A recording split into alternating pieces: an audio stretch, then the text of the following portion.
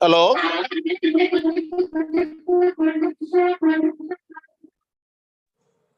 Sir, one minute, sir. I'm just getting it, sir. Okay.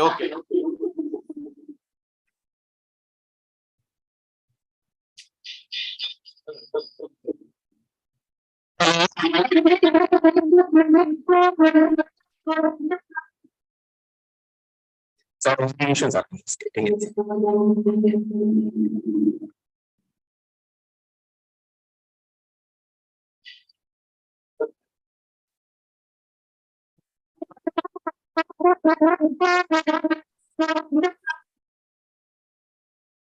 minute, sir. I'm just getting it.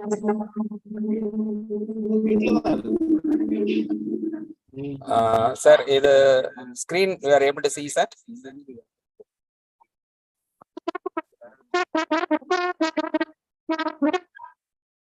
Yes, sir. We are able to see the screen. Ajin sir, screen தெரியுதுங்களா? Ajin sir?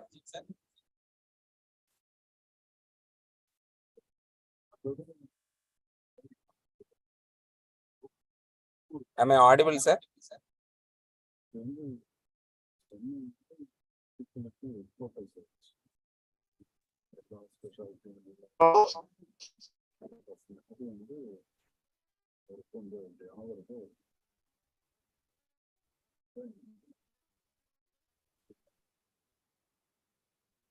மியூட்ல இருக்கு.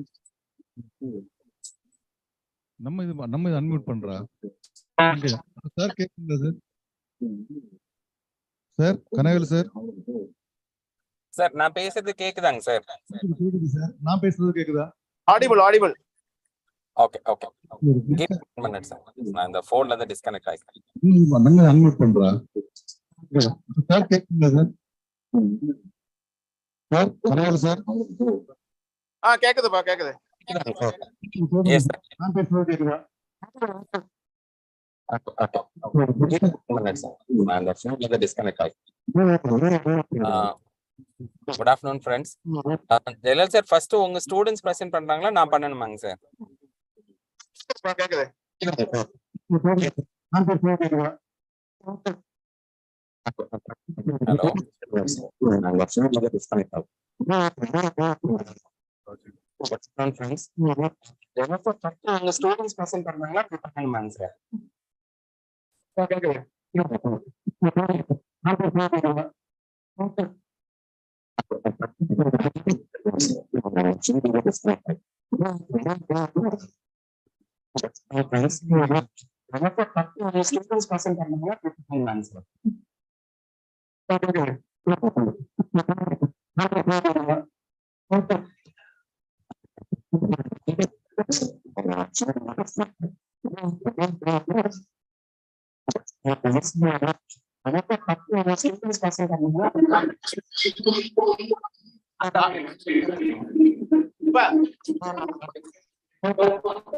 Amplifier audio.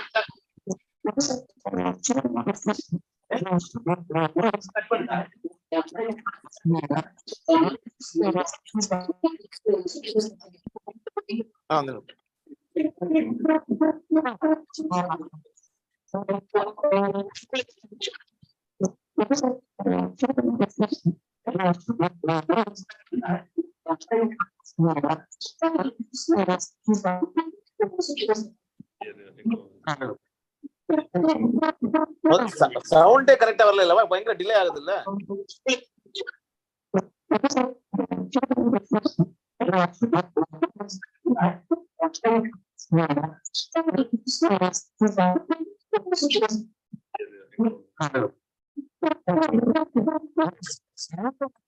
பயங்கர delay ஆகுது இல்ல?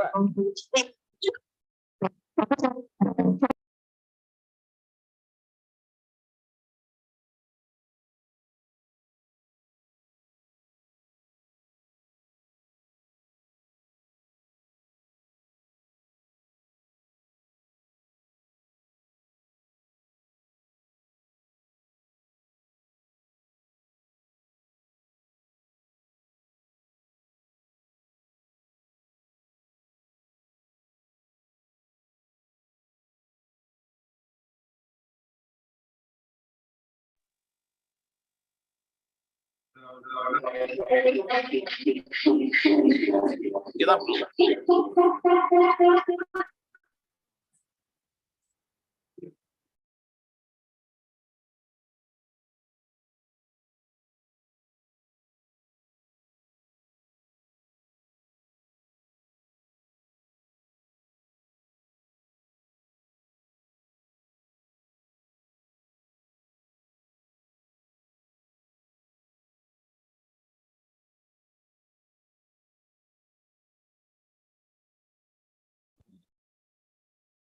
Am I audible now, sir?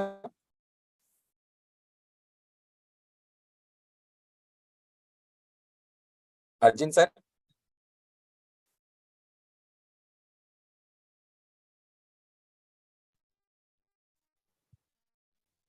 Hello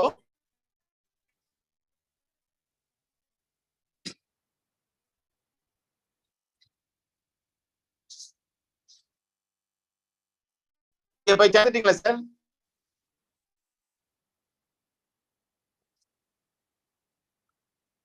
hello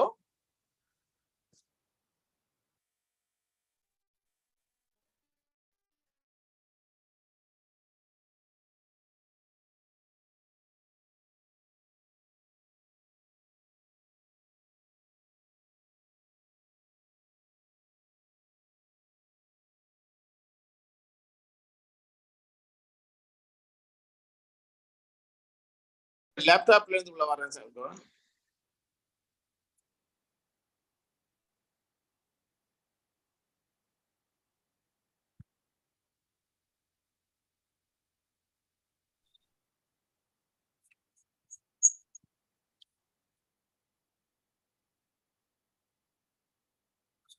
hello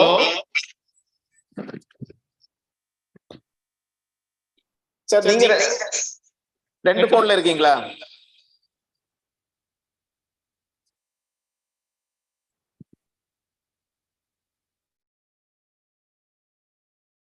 hello Kanavel sir?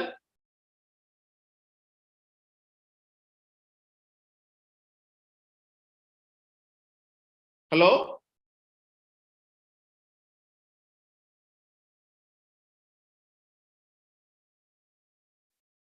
Sir எனக்கு ஒரு நிமிஷம் time தாங்க sir. நான் வேற லொகேஷன் மாத்திக்கிறேங்க சார். சரி. Give me one.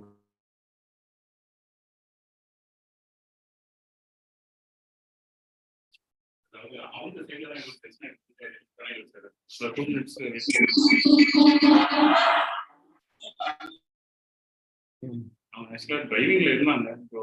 இப்பதான் அங்க இருந்த பாருங்க, ரெண்டு போன் எங்கேயா இருந்தாதான் அது இந்த சவுண்ட். சரி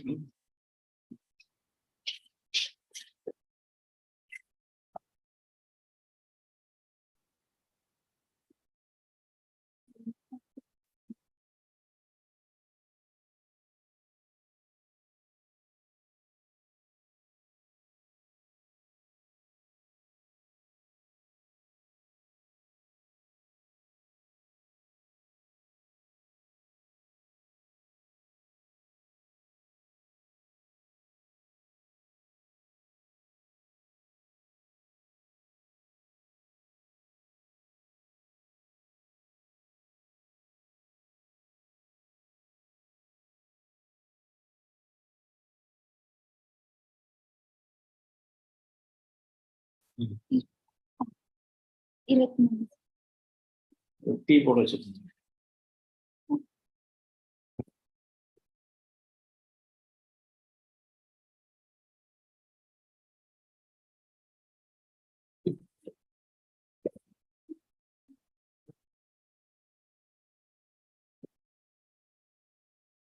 அங்க டீ வந்துச்சா?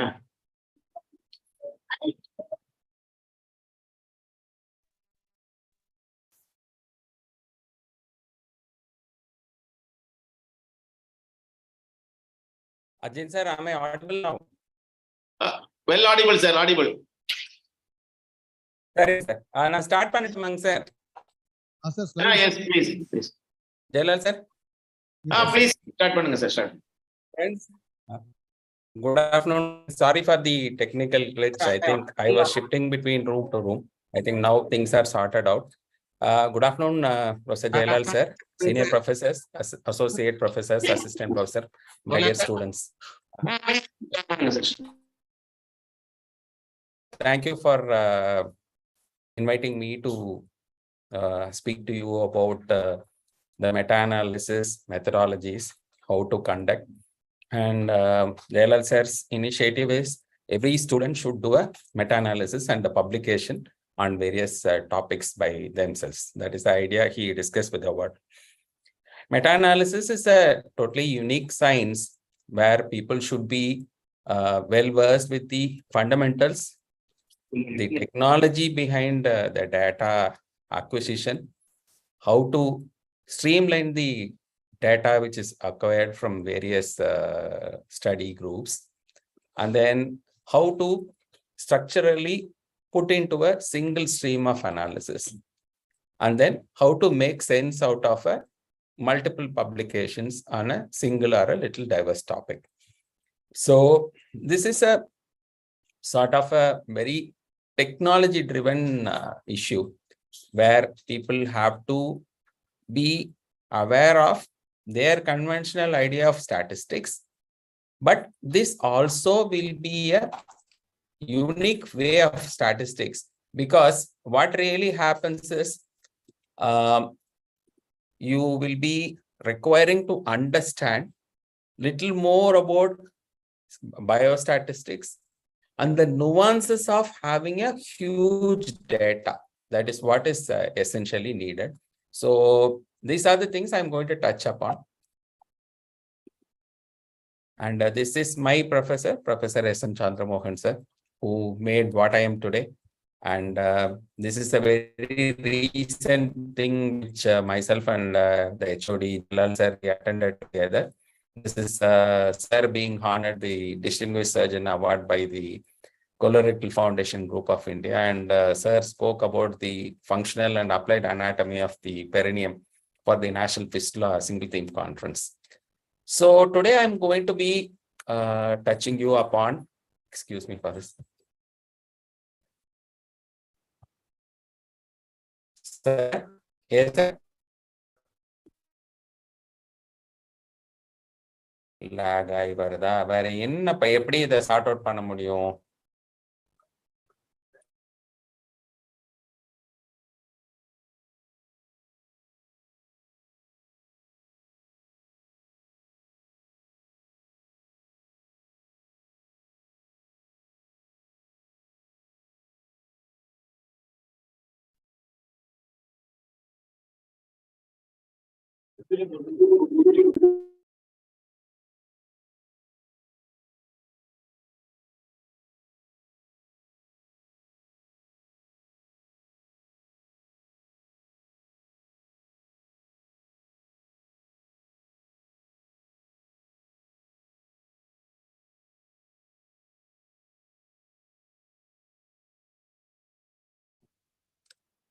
Danny, இப்போ ஓகேவா இருக்குங்களா Danny? Danny?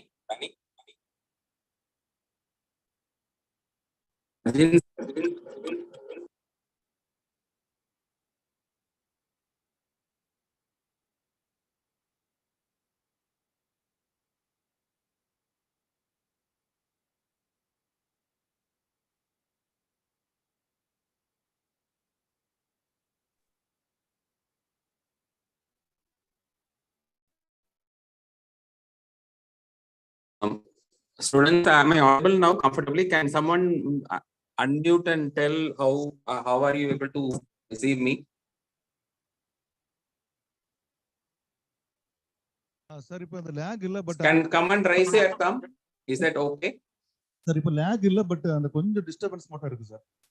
Voice Students in the hall, can you, one of you raise your thumb to say things are audible and am I okay to continue? Kanagavel sir கேக்குது சார். அர்ஜுன் பேசுறேன் sir. Sir இங்க audio இல்லையா? இப்ப நல்லா கேக்குதுங்களா? Sir கேக்குது sir. இப்போ கிளியரா இருக்கு சார். கொஞ்சம் டிஸ்டர்பன்ஸ் மட்டும் இருக்கு, மறுபடியும் கிளியரா இருக்கு. lag இல்ல. சார் கேக்குதுங்களா sir? Okay, I will proceed. Okay. So friends, now we are talking about the meta-analysis and the various concepts of meta-analysis. So the flow of that based on the definition part of it. When do you really need analysis? Planning and execution, how to do it. And then you have to make sense of the data. Huge amount of data is accumulated.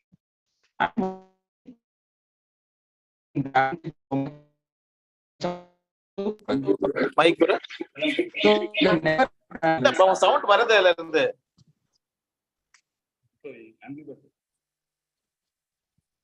Sir, am I okay, sir? Yeah, okay, sir. Okay, go ahead. Right. So, my little bit concepts about the data have also been touched upon. So, meta-analysis is a statistical combo of results from 2 or more studies. It helps to improve the precision of the data over single smaller study. And of course, when there are unexplained controversies or conflicts, it helps one to settle the controversies from apparently conflicting studies. And it also can pose new questions in the process of data analysis. And sometimes we stumble upon totally new hypotheses, and it can open new research questions or totally new research outcomes. So this is, I want every one of you to have your 100% attention. This is definitely little out of the box discussion, unlike our clinical topic discussion or anything. So one should be very much aware that RCTs to meta-analysis are a next leap of huge amount of data analysis. Here, I wish to bring your attention. This is a study done based on the outcome of usage of 2 different type of analysis. And what is the difference? The difference. So if you could see, the p-value is variable. The study 1 says the difference is around 2. Study 2 says difference is 0.5. Whereas study 3 says the difference is -1. As well, the first and third study has robust p-value, whereas the second study has restricted p-value of around 0.2 sort of thing. But eventually, when you do a Paka analysis based on the robust principles of meta-analysis, you can see the overall final value is 1.5, little bit of variation of 0.86. So this is not a mean average of all the study. This has multiple parameters taken into consideration to come into a conclusion of this number. So what improves from the convention? Number 1, it also enhances the ability to answer questions not posed by individual studies. Opportunity to settle controversies arising from conflicting claims, and of course to generate new hypotheses. What are the major challenges when you have so much of data? It can take you or it can mislead you totally seriously. And the things for you to take into consideration to avoid this misleadment is to identify a cohort of studies which will have specific study designs. It should have very minimal within study biases, and the variation across different studies have to be less.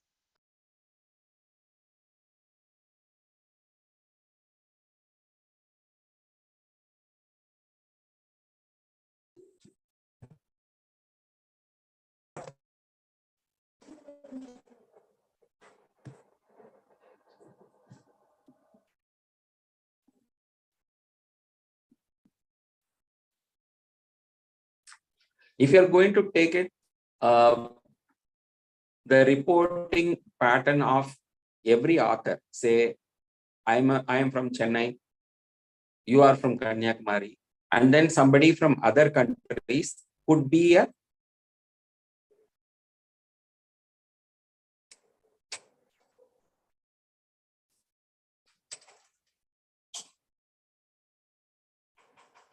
today there is some serious issues I have to sort out. My slides are okay, I think, right? Okay. So the existent challenges can lead to on various issues based on this 4 different things: variability in study designs, within study biases, variation across studies, reporting biases. Then these are the 2 core principles of meta-analysis. You have to first collect the summary statistical outcome from each study. The second stage is the effect estimate. See, effect estimate is calculated as a weighted average of the intervention. See, each study has a different weighted average, unlike your combination of the studies. A study which has 1000 n numbers, a study which has n numbers, a study which has 10,000 numbers have variable weighted average, so that the intervention effect is estimated in the individual study outcomes. So these 2 things have to be taken into consideration when you are taking on the core of the outcome which is going to make on it. Then as you move,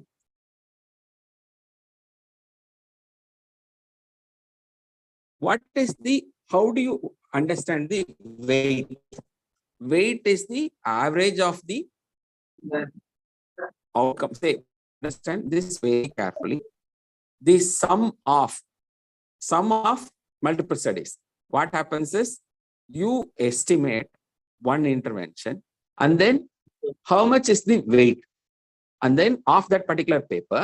So if you could see, the Y1 is the sigma of the multiplication of Y1 and W1. That obviously means the intervention effect. So I will make things very easier. You do laparoscopic cholecystectomy, the incidence of injury. See, in Kanyakumari Medical College, you have 300 lap choles done. In St. Isabel Hospital, we have 150 lap choles done. In some ex-hospital, there will have been more than 1000 lap choles done. So again, who does it matters, and then how we are going to handle it matters. All right. So the point here will be to understand the intervention. What is the intervention here? What is who does the laparoscopy? Assistant does it, assistant professor does it, associate does it, chief does it. So all these 3 have to be rationalized based on their expertise.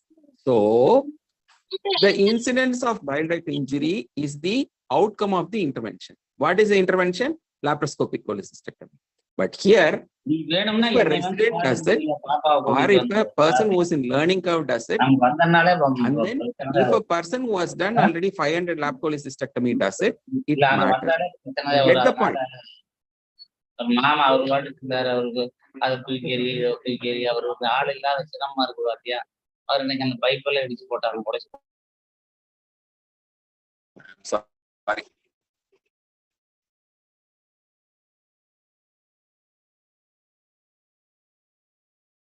So now, if you could understand, this is a mean average of the sum of estimate each paper.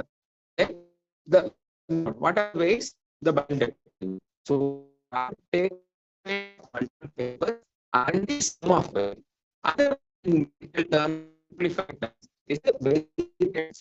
So the point is that in cases we have higher weight. A center which has 10 cases or 15 cases will have a different weight. So the weight is not directly calculated accordingly. You will have one more parameter. See, a center of 1000 may be having multiple variabilities of small surgeons, bigger surgeons handling, whereas a center which has 10 cases would have done by very experienced surgeons. So the weights have to be decided on each study, and then it has to be fed into the computer. So what are the different types of analysis one does it? So they are basically 2 different types: the fixed versus random effect meta-analysis. I would take you to concentrate this very carefully.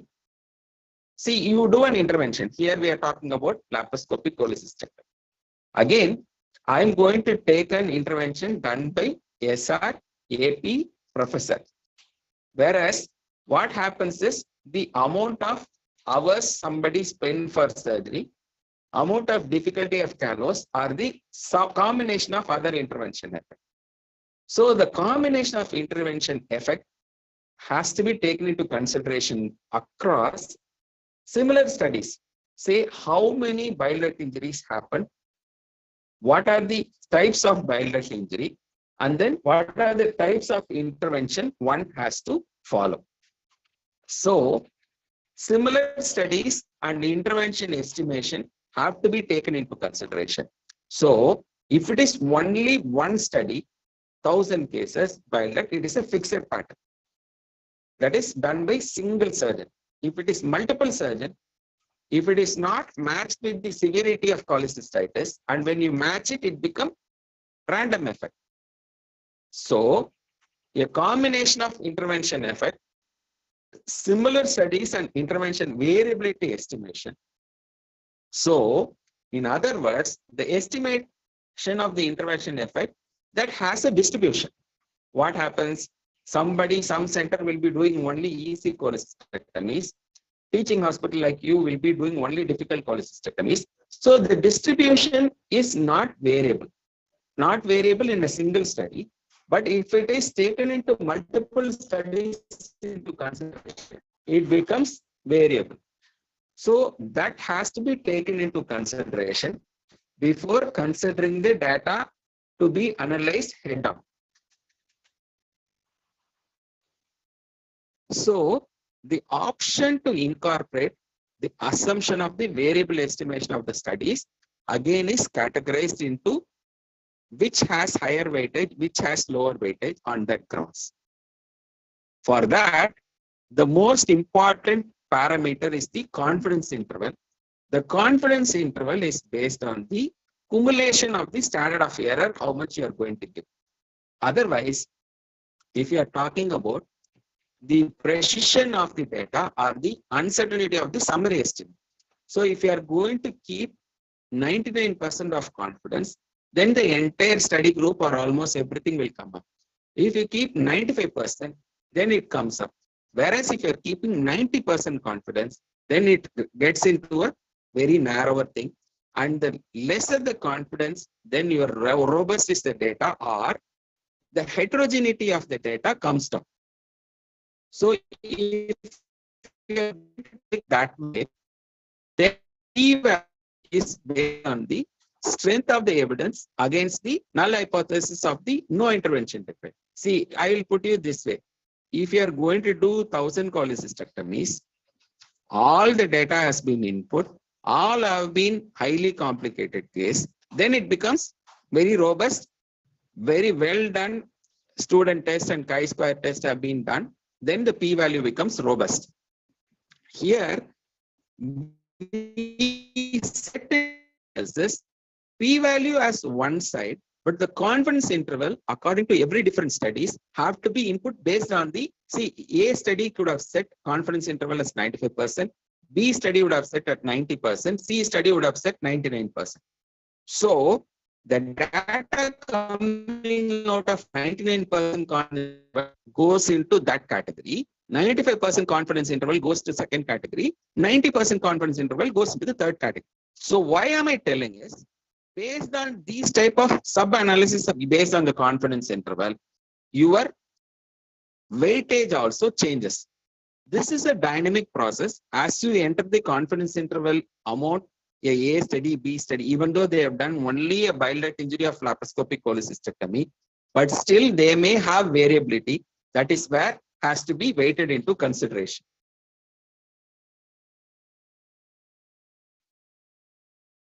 So the next component of it is how much is the degree of variation.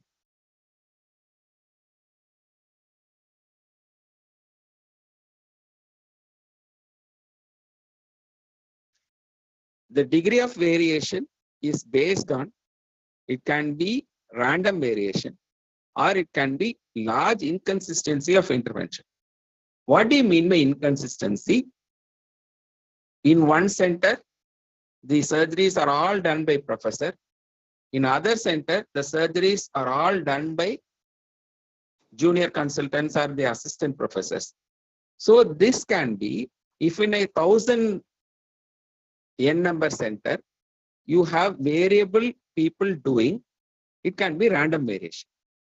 In one center, only chiefs have done. In one center, only SRs have done. It is large inconsistency. So what happens is, this variance have to be not worried by you, but the data is inputted into the system of software system, whereas the variance level alone you have to enter into as a number.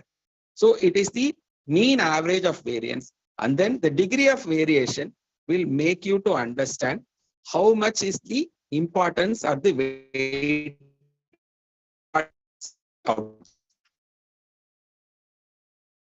So the missing data is the next important issue. Missing data is, if you see, all of our theses also will be aware. The thesis is based on 2 different things. One, you do for your own study outcome. When you go for a trial, the center contributes, of which all of you will be aware. If you are doing an Excel sheet based analysis, you will be seeing that some data will be missing. Missing data can be 0, that is no bile duct injury, whereas missing data can be missed to enter. And third thing is, the patient would have not, say if you are doing an MRI scan for complex things, some patient would have not, some patient would have.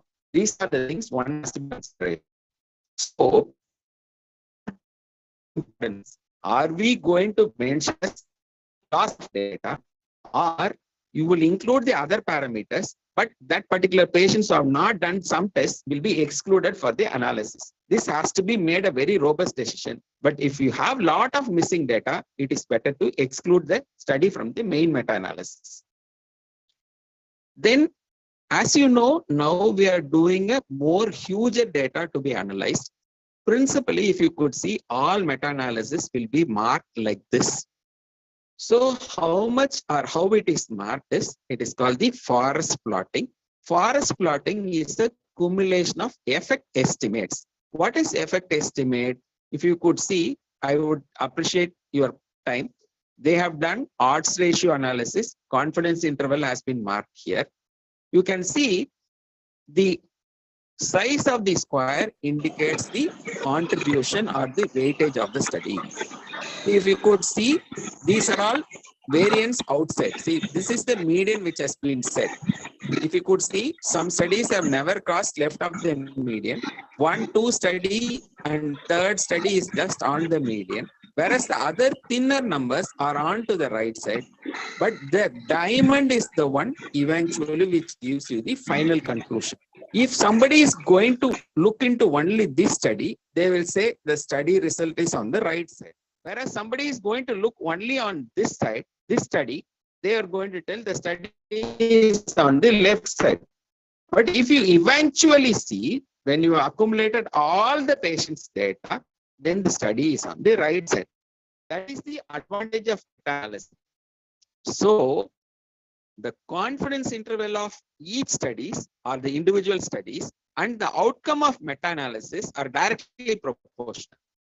So, your based on single study can be totally variable or totally different from the outcome of the meta-analysis. So, there are 2 ways to do the assessment. One is the inverse variance method, and I will come to you one after the other. First, we will look into the inverse variance method. The weight given to each study is chosen to be the inverse of the variance of the effect. So, how we are going to give, if you are going to give a higher weight, square of its standard error. The bigger study will have minimum standard error. So, their data is taken to higher variance. Same way, if you are going to use a small number study, the weightage is to be less. So, eventually the square of its standard error will minimize the imprecision or it will remove the uncertainty of the pooled effect estimate. So now we have seen only the inverse variance method. We have to also understand what is fixed effect method and random effect method. Now we go into the fixed effect method. See, what really happens is, it is valid, how it is validated is, you assume that all effect estimates are estimating the same underlying intervention effect. See, if you're going to do a same study which I've quoted, bile duct injury following laparoscopic cholecystectomy, what really happens is, if you're going to take only bile duct injury, if you're going to take vascular injury, if you're going to take spilling of stones, if you're going to take liver injury, retraction injuries, bowel injuries, all those things, then the fixed effect method cannot be applied. So the fixed effect method can be also known as, you do only one issue bile duct injury assumption, you do only safe outcome or a common effect as an assumption, or you have equal effects. If it is done by chief, all cases do not have injury. If it is done by chief, few cases have bile duct injury. Based on that, if you're going to have only one parameter, you can use the fixed effect method. So a meta-analysis also can be interpreted without making such an assumption. That is the dexterity of meta-analysis. You can, if you want to do only what chiefs are doing, only residents are doing, an RCT will be sufficient. Then you don't need to do a meta-analysis. So how to do the interpretation when you have variance? That is what is called the random effects method. So here what they do is, they incorporate an assumption that the different studies are estimating different yet related intervention effects. What is the intervention effect? Lap chole. What is the outcome? Bile duct injury. What are the types of bile duct injury? If the injury happens in the right duct, if it injury on the left duct, if it is on the common bile duct, if it is on the common hepatic duct. So when you are assuming these variants, then it becomes a random effect method. But they are related to only laparoscopic cholecystectomy induced bile duct injury. So what really happens is, this produces a random effect meta-analysis, and the person, the scientist who invented, is otherwise known as the Der-Simonin and the Laird method. And random effect meta-analysis and fixed effect meta-analysis are two eyes of meta-analysis. One should be aware of it. So let us assume how you do a inverse variance meta-analysis. Here, what you do is, you don't input the result produced by each study. You directly input the summary of the data which has been collected by various centers. In dichotomous outcomes, say for instance, if you are talking about option A, B, option B, C, option C, D, then it goes by a 2x2 table. If it is having a singular continuous outcome, then it is validated by what is the mean your outcome of the study is, standard deviation, sample size. So the inverse variance meta-analysis, if it is a single continuous outcome, is based on the convention. Whereas if it is a dichotomous outcome, say for instance, how many professor done bile duct injury, how many IAP done bile duct injury, how many SR done bile duct injury, and then what is the degree of complication of the cholecystitis. Then it becomes a 2x2 table.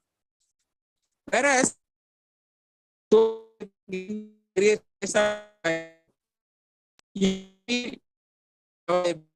very difficult to assimilate. Whatever I'm telling is challenging for you to understand. Can depend on the software helps you to segregate your data based on your robustness, based on assumption, based on your intervention outcome.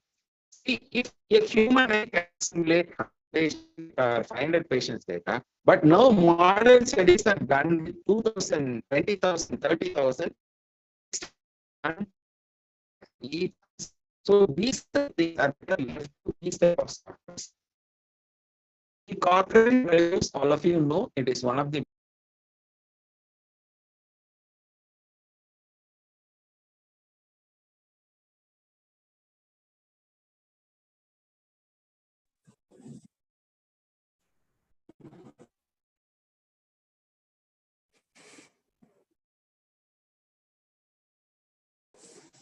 Give me 1 minute.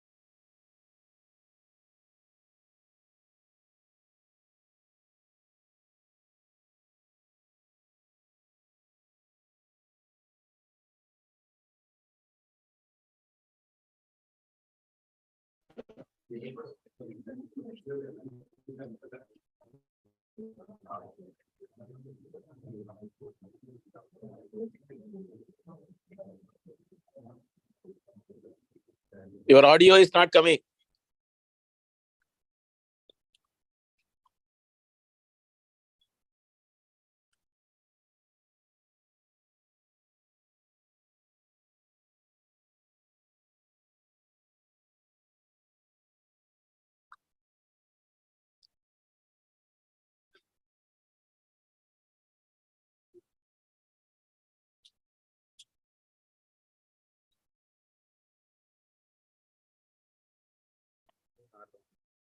Yes, sir. Good. All the best.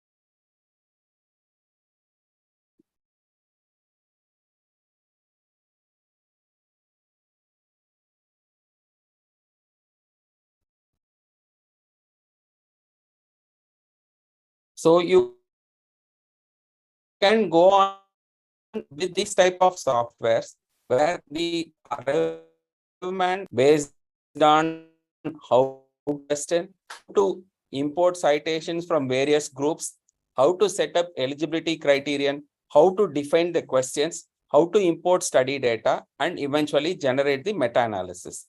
And then it also helps you to understand how Last to 5 write a review minutes, article. last 5 minutes, it was not heard in that You are auditorium. not able to hear me, sir? Yes, in the auditorium, it was not heard. Sir, from which slide I should start, sir? I will restart again. That is a one Cochrane review, that model system you have put now. 1 second, sir. Is this slide, sir? This slide. Okay, I'm sorry. So the idea is, if you are going to be very flabbergasted with the amount of data what you are going to handle, then you have to eventually depend on these type of softwares, where the software which are driven on the web-based software can be used, or the department can purchase their own software. We call it as Cochrane Revman, or the Meta or software. This is based on a web-based thing, but you definitely need some coding background for you to do the R software. Whereas the comprehensive meta-analysis, the CMA software and the Cochrane review-based software are much, much easier. So if you're using RevMan, one has to be following it up with, to start with, choose a new question, how to start a new review, and then you have to real-time update about what is happening in the process. You can assign multiple reviewers. You need not be dependent on only one reviewer. And someone need to monitor and support multiple reviewers. And this has to be dynamically evaluated. So first thing what you do is, you import all the citations. So import 100 studies or 50 studies or 200 studies. Then you define the PICO. PICO, I'm sure all of you know, the how to coin the heading of the particular study or how to concept the research questions. So you set up the eligibility criteria for different analysis. You import individual study data. Then you go for the meta-analysis and forest plots. And then you start writing the review article. So the advantage of RevMan is it facilitates the analysis of properly analyzed crossover trials, cluster randomized trials, non-randomized trials, and outcome data that are cardinal. See, simply say 5 cases somebody has done, some cases have, some people have odds ratio. The standard error of odds ratio will be the one which will distinguish the value of the input given by the individual study part. 1 second.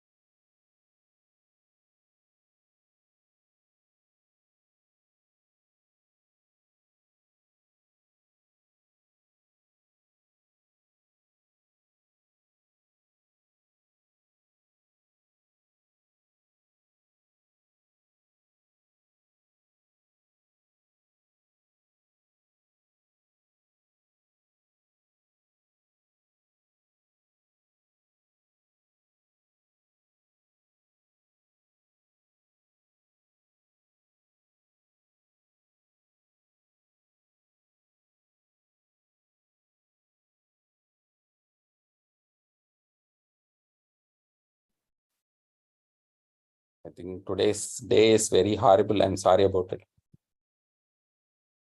Never has happened. So many classes we do. Okay, fine. So different types of studies have different types of inputs, but the meta-analysis gives you the freedom to input all different data, which so much of heterogeneous, any type of trials, any type of RCTs, any type of single study, any type of thesis can all be unified into one single data set with the identification of the odds ratio and standard error of odds ratio as their component. So the RevMan, this is a little busy slide. I would appreciate if you could concentrate on these things. This is available on your website. Anybody can go into RevMan. You just check REVWAMAN. You will be able to easily understand it. So what can happen with this RevMan is you can do online editing anywhere in the world. You need not be stuck to one place. You can have multiple editors. If you have multiple partners, you have 3-4 of collaborating editors, you can do it. Then you can do a meta-analysis, which are, I told you about continuous data, variable data, the dichotomous data, and it also mentions on relative risk, the odds ratio, the mean, standard mean, all those things. And it can be based on random effects model or fixed effects model. And it can be subgroups with or without total or subtotal. And then it can create meta-analysis based on variable type of requirements. It can also give multiple calculations, and it can also directly create forest plots. If a person can spend time in the free tutorials are available in Cochrane Review, how to do it. So somebody can follow it, learn it from the Cochrane Review. And Cochrane paid software, it's about £100 for one department for a full year. Any number of meta-analysis can be done. And they also help you, and they also have senior statisticians who can make better sense of the numbers and the statistical analysis will be able to help you. And also, this software directly helps you to go for publication. Many times we do good statistical analysis, we find difficult to make a sense out of it and make into a data or make into a written outcome. That is where it happens, and it goes on to subsequent thing. The entire thing is helped and contributed by the software, whereas it also helps you to real-time collaborate with multiple partners. And also, if you could see the inputs, visualization of what happens when 2 more studies are added, 3 more studies are added, 4 more studies are added, 20 more studies are added, how the result changes is a dynamic process. You need not wait for all inputs and then finally change. And also, the software tells so much of data is missing in this particular study, or the variation of error is so huge, or the study is not done in similarity with the other studies. This study is missing so much of information, and it clearly highlights you this study is not compatible for your meta-analysis. That is the biggest advantage when you input your data on this software. So I wish this is a easily available one, but if you are confident, you can go for Python. People are using MacBook will understand what is Python. How do you do gaming software is based on Python. Python can have more data. And if you want to self-learn, if you don't have a study, you want to self-learn, otherwise called the deep learning or the machine learning systems, Python is a better software. But at this point of time, for us, for medical professionals, at this point of time, RevMan becomes a very robust software. So now we will understand a little bit about the challenges what we do in this. We call it as dichotomy. What happens? You do a case, you get a case emergency for ready. One SR will say, sir, we'll take the case. Other SR will say, sir, we will wait for some time. A PG will be telling, sir, we will take up the case. So there is a dichotomy. But eventually when the chief steps in, yes, you take this case. Yes, you do not take this case. Can be a very definitive thing.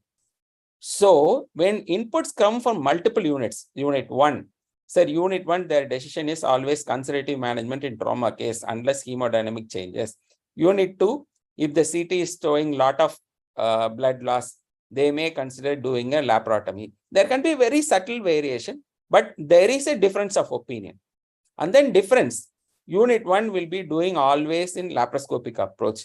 Unit 2 will be taking sometimes laparoscopy, sometimes laparotomy. Unit 3 will be doing always laparotomy. There is a difference on the approach, but eventually patient undergoes surgery. Then disagreement. So the SR may say, sir, let us not operate. The PG says, sir, these are the parameters. I will consider doing a surgery. But the SR may say, sir, we will not operate. But these are the conditions. There is disagreement. But eventually patient gets operated. And then disunion. Disunion is one particular unit will not do laparoscopy at all. They will say, we have our own protocol.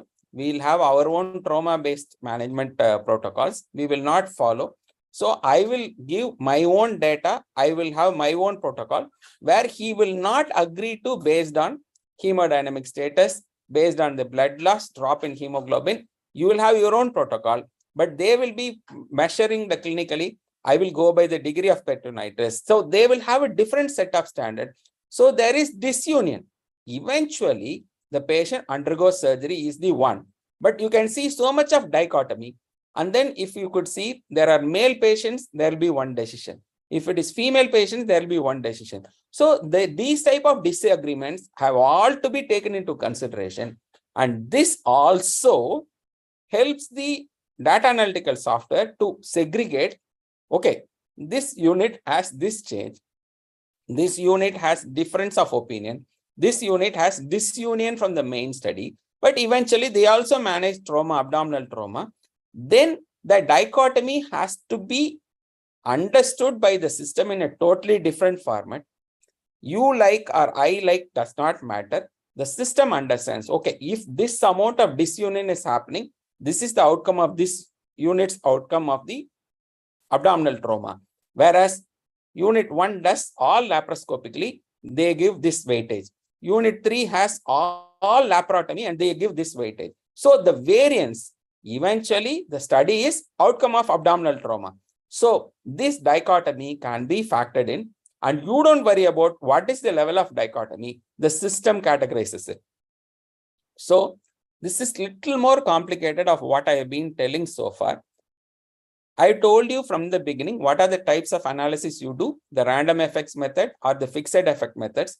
Here there are 2-3 subtypes of fixed effect methods which have to be followed when you have dichotomous outcomes. Don't worry about the name, the Mantel-Haenszel. These are all automated. You only give the input. You want to do a Mantel-Haenszel output analysis, it does it. So when do you apply Mantel-Haenszel type? When the study is very small, intervention size is very small.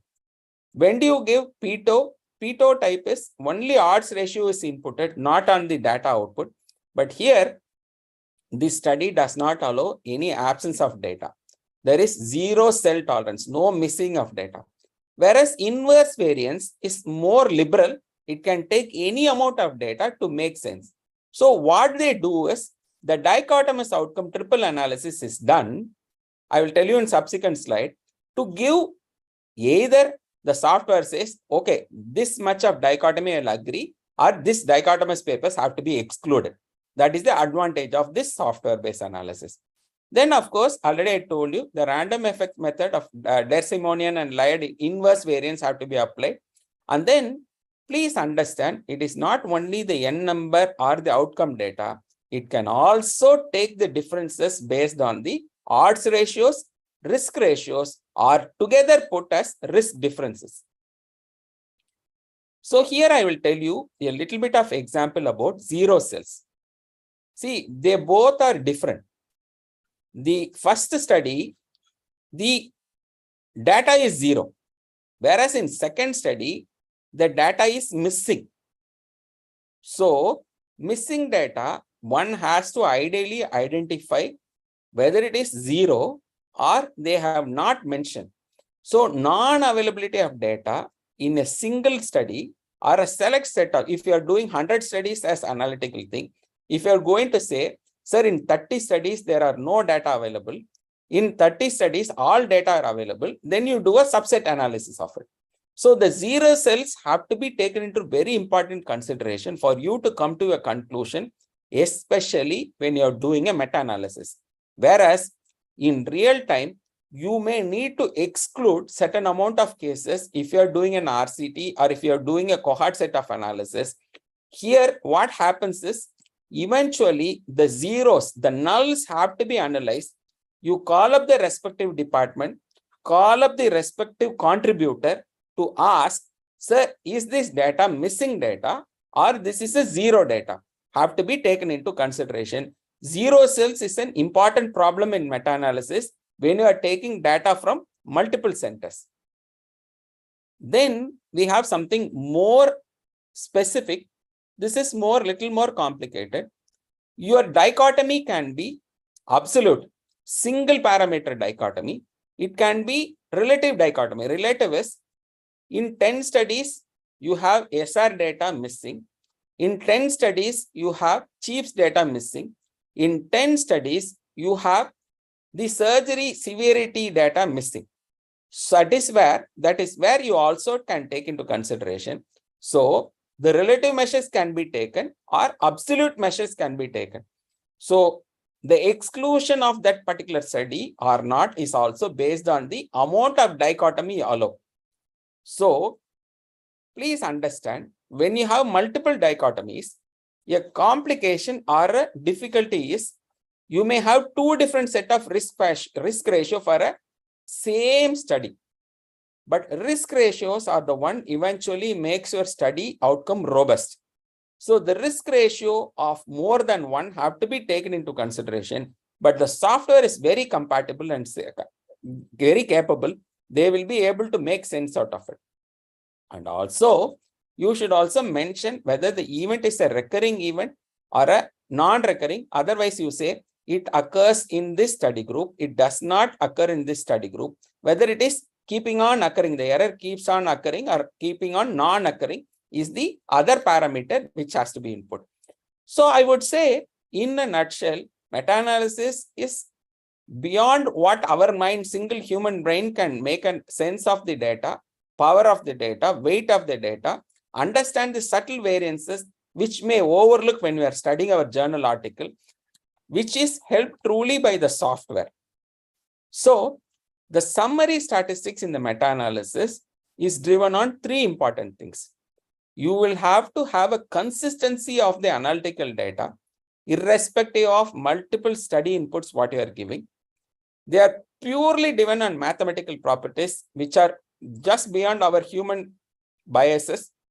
And then end of it, the meta-analysis gives you very robust, simple outcome, whereas merely by seeing the final outcome, you will be able to interpret the data with absolute ease. And meta-analysis can also be done in very specific situations, rare events, Euler-Donner syndrome, or you have Pendred syndrome, something like that, where you may not have a huge data, but the rare events can also be meta-analyzed with little numbers with multiple centers. And then large sample, say if you are going 10,000 thyroidectomies, one injury of external carotid artery happens, then large sample will be required, but rare events can also be meta-analyzed. Study with no events in one or more arms. See, if you are having 100 centers, there is only 3 centers which have reported external carotid injury following thyroidectomy.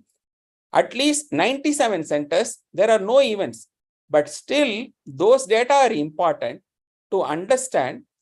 So many centers does not get external carotid artery injury, whereas the 3 centers, if you go into it, they may have more specific reason. It can be malignant infiltration, or it can be an accidental injury, or it can be a huge thyroid, so anaplastic injury, so many subtypes. But then for 97 thyroid centers which does not do an external carotid artery injury, also have to be taken into consideration to indicate the incidence of overall external carotid artery injury.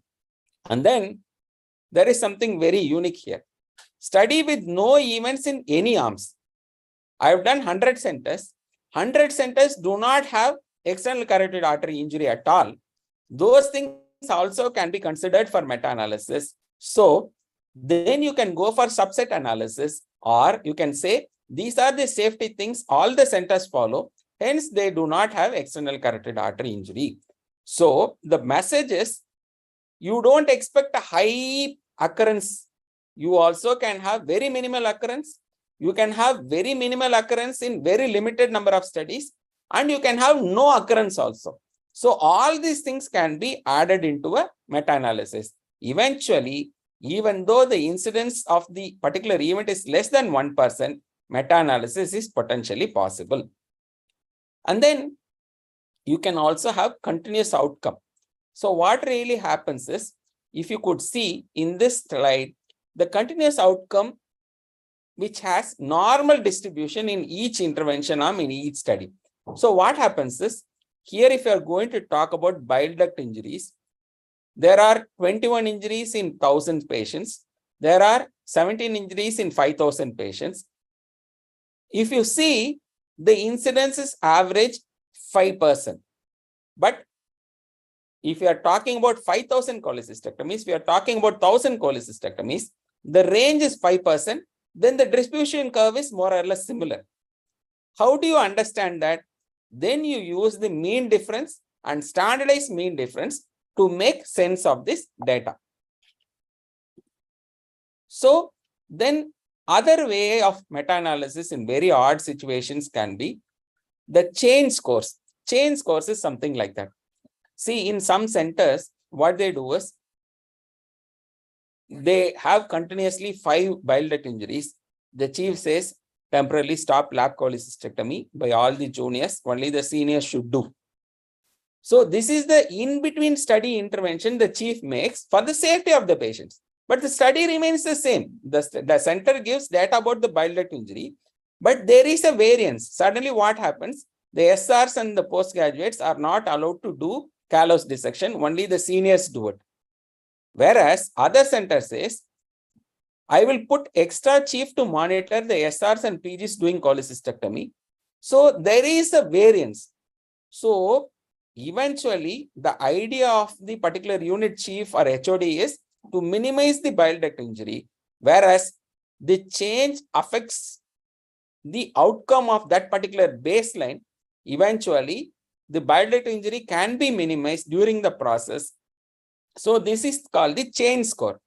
And then skewed data. What happens is, in particular center, where all of them would have been doing cholecystectomies, the bile duct injury would have been more than 10%.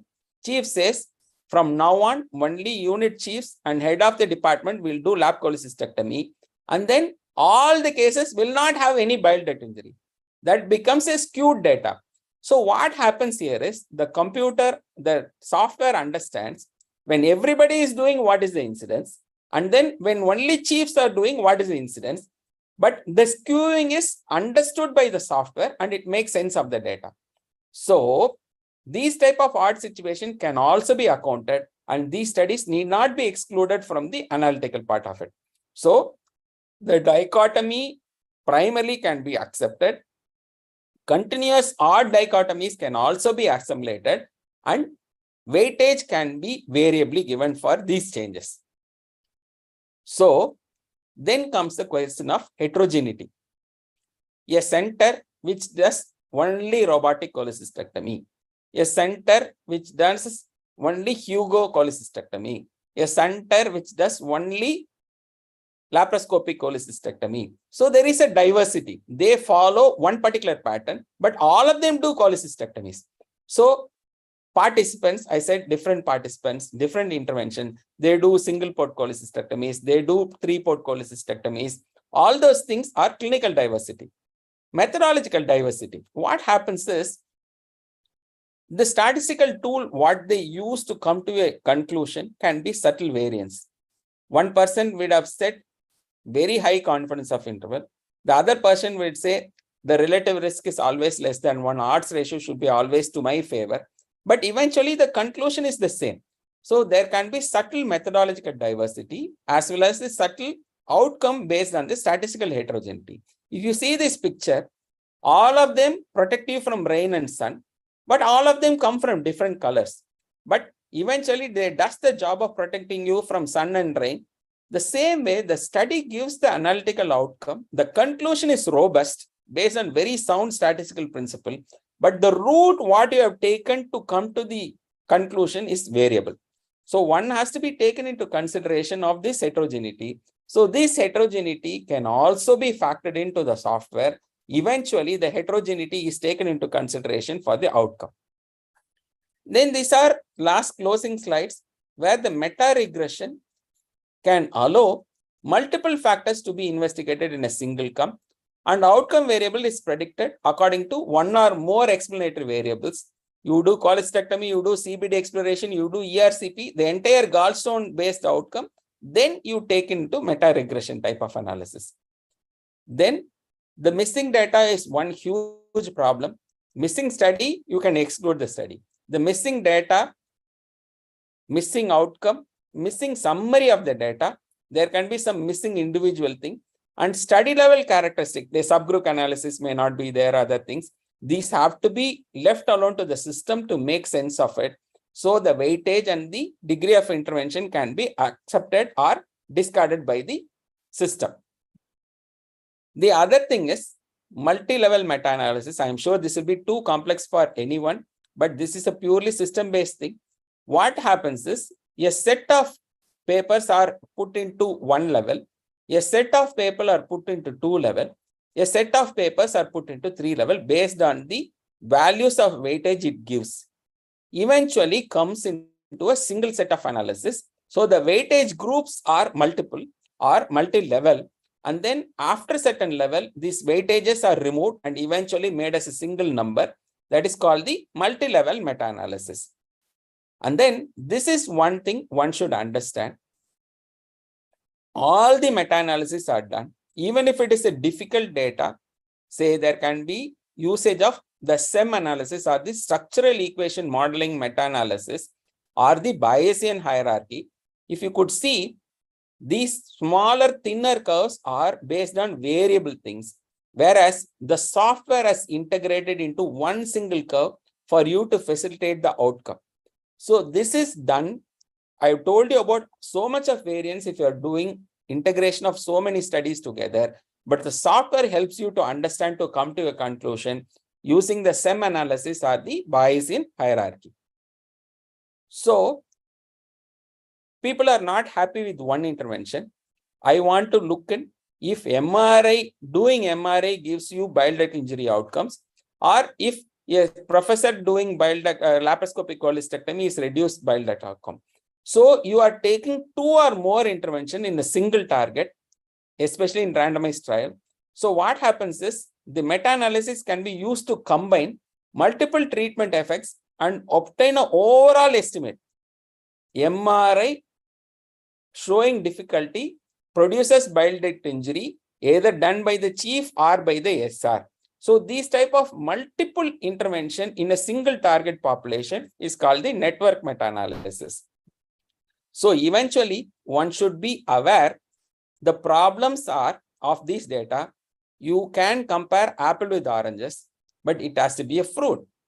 And more so, this is a very old adage. You put in garbage, software gives out garbage. So the data what you are going to input into the system have to be very robust for you to get a very robust meta-analytical outcome. The file dryer problem is you only take studies which gives favorable results to you and you dismiss the studies. You don't involve the studies into the analysis at all. So you pull out select drawer of outcome studies for you to do the meta-analysis. And researcher has one agenda. He says from now on, PGs will not be given lab quali chance. So tell all PGs are only making bile duct injury. So he'll pick up only one set of papers to say only the juniors doing surgeries are high risk for bile duct injuries. So these type of problems are otherwise called as subtle biases, have to be taken into consideration. And I'll have 2-3 slides before I close. So this is the very fundamental thing one should start, the Prospero registration. Prospero is the International Prospective Register for Systematic Reviews. So this Prospero number is essential for you to start your study. And this is a free for all. This Prospero, if you just log into Google, you can identify. This Prospero is the one which is very important for you to start the study only. It has to be done the moment you come to a conclusion that you are going to do the study. It has to be registered with Prospero. Then Prisma. Prisma is the tool which is free for everyone. And this helps you to report. See, what happens is Prisma says, Kanyakumari Medical College is doing a meta-analysis of bile duct injuries. Prisma says this is the protocol they follow. And Prisma helps you to understand or complete your systematic review. It also helps you a statement of it. So it helps you to do all these things. It helps you to identify. It helps you to screen. It helps you to understand the eligibility. Finally, what are the inclusion? And it helps you to understand, to prepare all these charts. And it helps you to identify the values or the robustness of the data in one single go. So the main thing is Revman software. The second thing is your Prisma software. These are available online that you can do by yourself for you to complete everything. And eventually biostatistician can help you to understand it. And the most recent one is the Prisma 2020 package. Otherwise, R package, the Shiny app, these are all multiple things. The Campbell systematic review, gives you the indication, gives you the, they will keep the phone down here.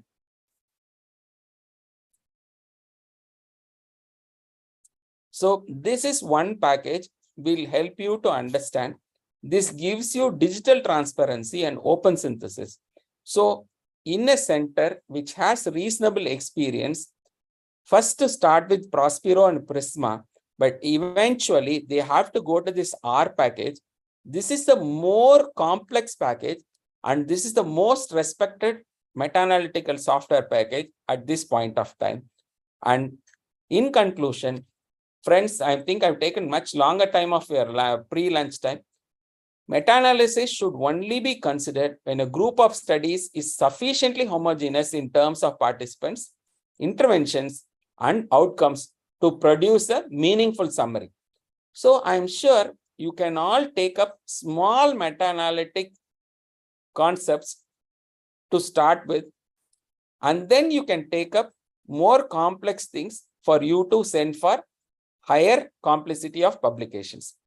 So I'm sure this would have given you a brief of outcome, how to go about a meta-analysis. There are multiple YouTube channels which teaches you. The Miami University gives you a course. The Cochrane Review gives you a course. And there are many, Princeton gives you a course. Campbell University gives you a course.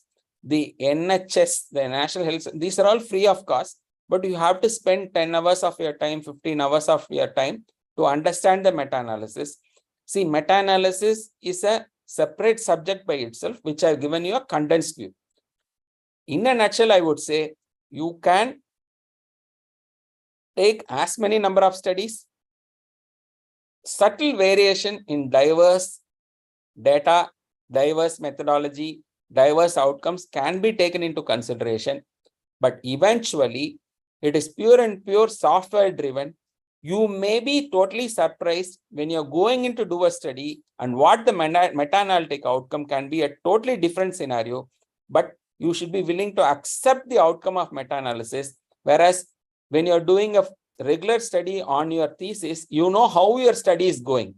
Meta-analysis can give you a totally out of blue analytical outcomes, but that is the glory of meta-analysis. So that is the glory.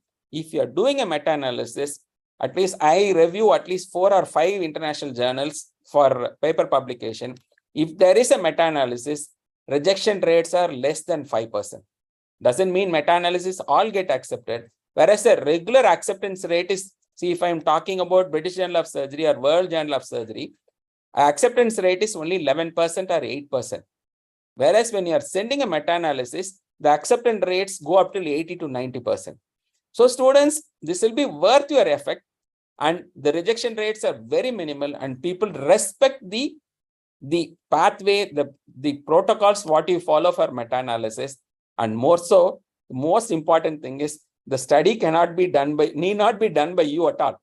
It can be done by somebody else at multiple centers, but you get the value of publishing the meta-analysis, and anybody will quote meta-analysis first rather than the author who have done the study, real-time study. This is the problem which the current scenario is, but the Chinese ones are the guys who will capture all the Western data. And if you see meta-analysis, 70% are done by the Chinese people. They have access to the software. They have dedicated technical team. They only collect the data, only create a concept. In 2 days, they are able to complete a meta-analysis. That easy it is. So I wish all of you take this as an opportunity. Your publication can be in very high index factor journals, can be 20+ index factor, can easily accept a meta-analysis, whereas a 10K series may not be accepted in a very good journal. So I wish you all the very best. I look forward to have questions from you. Sir, you are in mute mode. Thank you, Kanavel sir, for your sparing time. Thank you, Kanavel. Sir, Shiva sir. Good afternoon.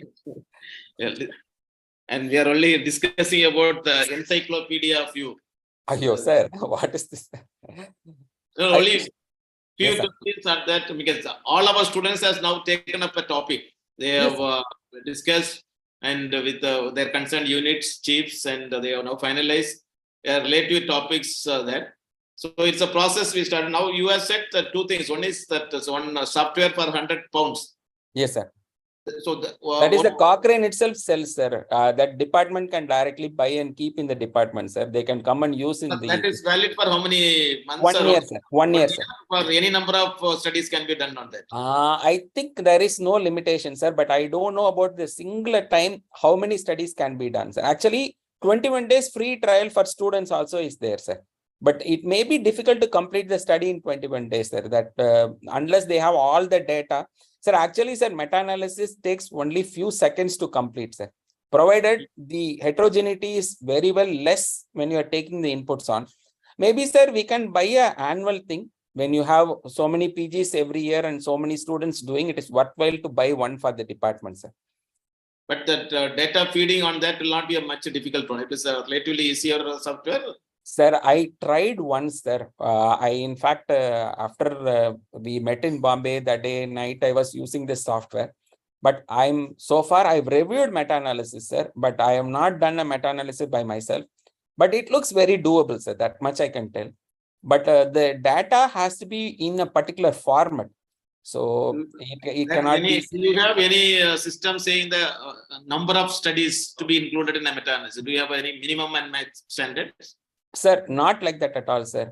If you are going to set the outcome parameter to be robust, then you have multiple studies come in, sir. So for instance, sir, if you're going to talk about only post-operative thyroid storm, you may not have many studies, sir, because many centers have already established robust models so that they don't have thyroid storms at all happening. Many departments do not, at least many generation of PGs would have not seen.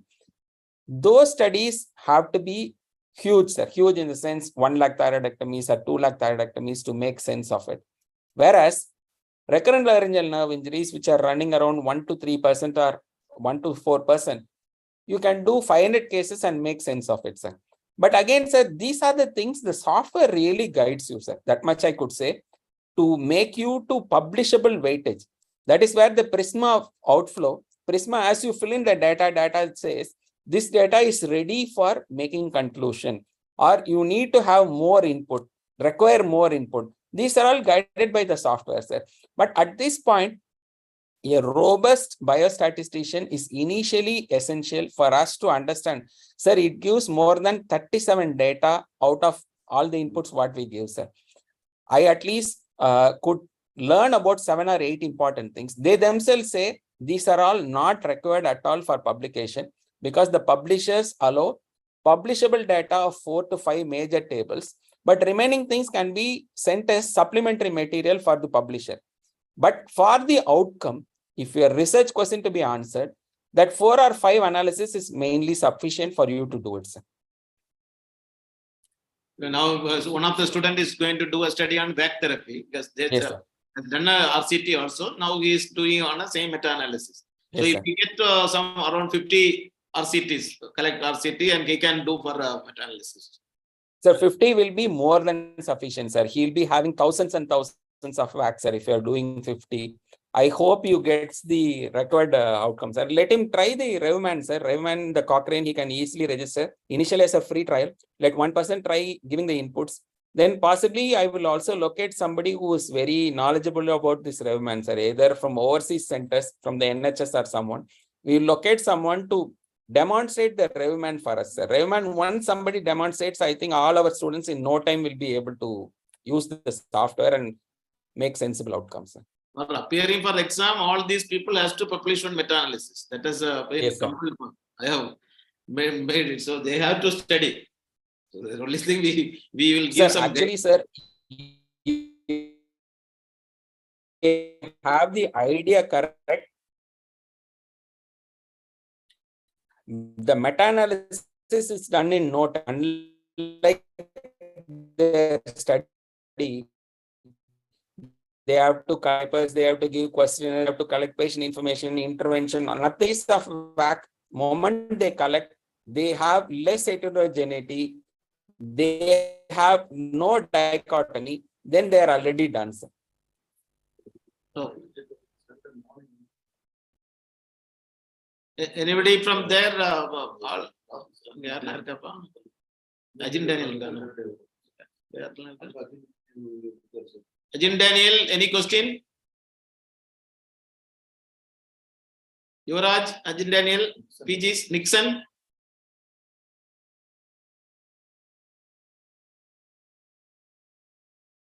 Ajin Daniel. KGMC. இல்ல உங்க audio கேட்க மாட்டீங்க. Am I audible now, sir? You are audible. Danny அங்க இருந்து பேசுறது கேட்கலப்பா, ஆள்ல இருந்து.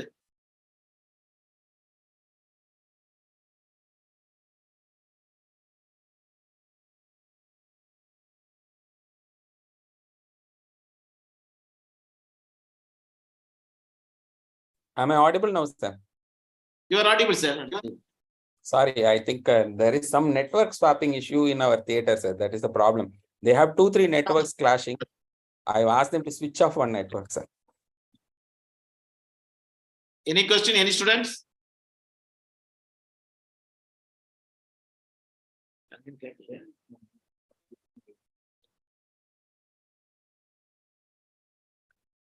Danny? And they are already hungry, I think, sir. கேட்க மாட்டேங்குதா? Sir questions கேக்குதா சார்? அங்க இருந்து பேசுறது எதுவுமே கேட்க மாட்டேங்குது. கால்ல இருந்து பேசுறது கேட்க மாட்டேங்குது. அன்மியூட் பண்ணு. யாரே பேச சொல்லுங்க. அன்மியூட்ல தான் இருக்கு.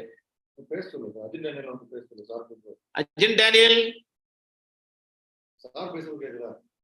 சார் ஹலோ டேனி சார் பேசுறது கேக்குதா? ஜெயராஜ் சார் பேசுறது கேக்குதா இல்லையா? கேட்கலையா? சார் உங்களுக்கு இருக்கா இல்லையா? ஹலோ ஹலோ நீ ஒரு ஸ்டைல அங்க பார்த்துட்டு வந்துடலாம். ஒரு நிமிஷம் பார்த்துட்டு சொல்லி க்ளோஸ் பண்ணிடுறேன். Do they have any questions, sir? No, 1 minute, sir. Just. They have.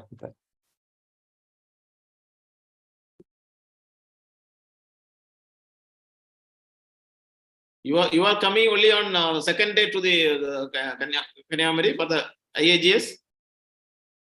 Sir, I will come on Saturday morning, sir. Friday you are not coming. Na class முடிச்சிட்டு கிளம்புறேங்க சார். இல்ல நேத்து தான் டாபிக் போட்டுட்டு இருந்தோம். Yes, sir. நீங்க you are not coming on Friday. Sir, Saturday and Sunday full day I will be with you, sir. Okay. Hello. Ajin, now you are audible.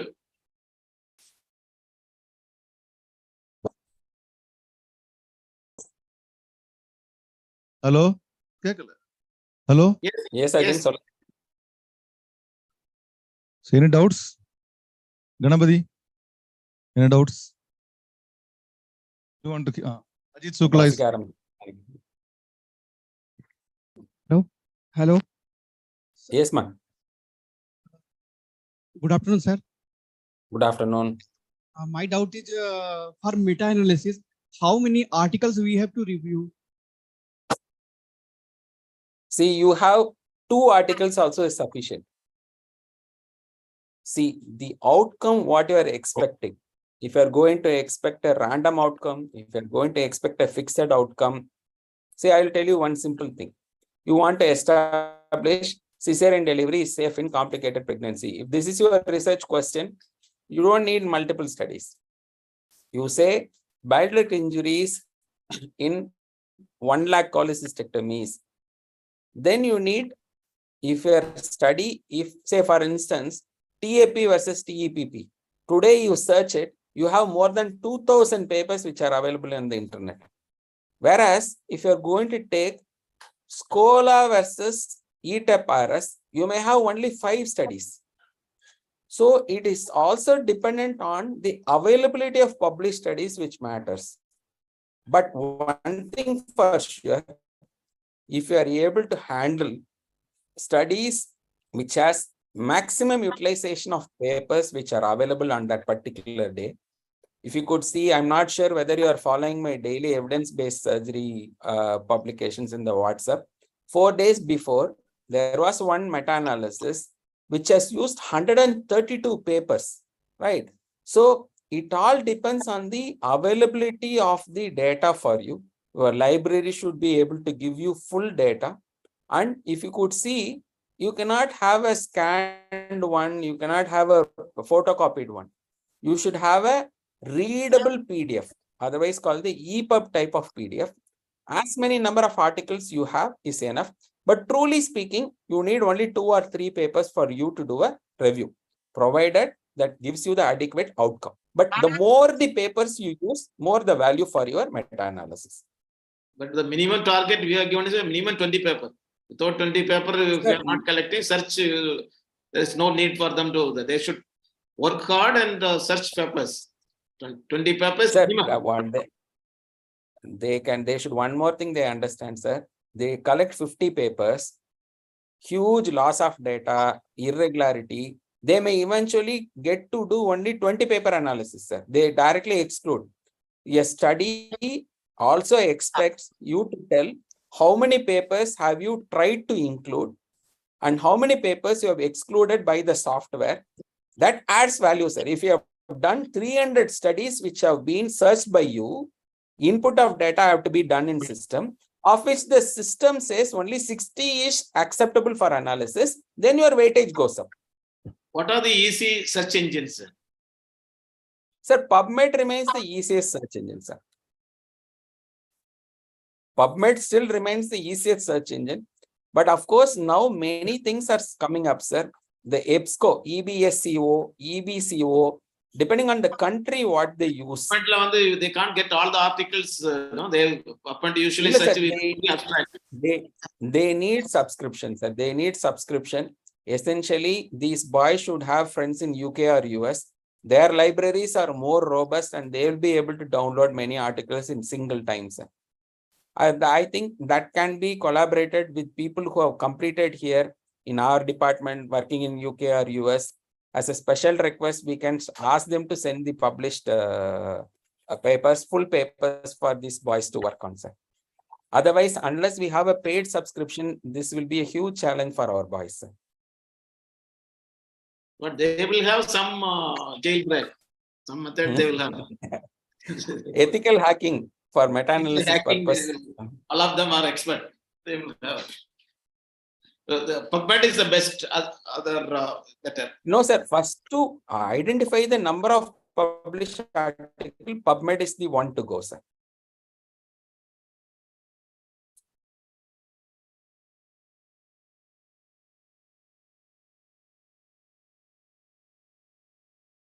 Good afternoon, sir. Yes, ma'am. Sir, it was a nice presentation, sir. Thank you. Thank you. Sir. Sir, I have one doubt. Sir, for meta-analysis, only the randomized control trials have case series also taken, sir. Multiple case series. I don't know. Again, with your question again. Sir, for meta-analysis, only multiple RCTs alone taken or multiple case series studies? I told you very clearly, you can take even a single case series, you can do cohorts, you can have prospective trials, you can have non-randomized trials, you can have randomized trials. The software understands the outcome weightage by using the odds ratio and the relative risk what has been used. You don't need to worry about the type of study what you are including. Okay, sir. Thank you, sir. But ideally, more RCTs you are including, your weightage goes up very fast. You may need 50 single case series rather than having 10 RCTs for you to complete the meta-analysis. The weightage is variable. The RCTs are better. If you take RCTs, it's better. Optimally. See, there are now already papers which are coming out. Meta-analysis of meta-analysis. Please understand that. You have 5 meta-analysis on your topics existing. You can do a master meta-analysis. That is also an accepted way of meta-analysis. Okay, Many sir. areas you have multiple meta-analysis already available. Only thing you have to exclude is the first meta-analysis and the second meta-analysis should have used different data. They should not have used the same data, and then you cannot call us sub-analysis.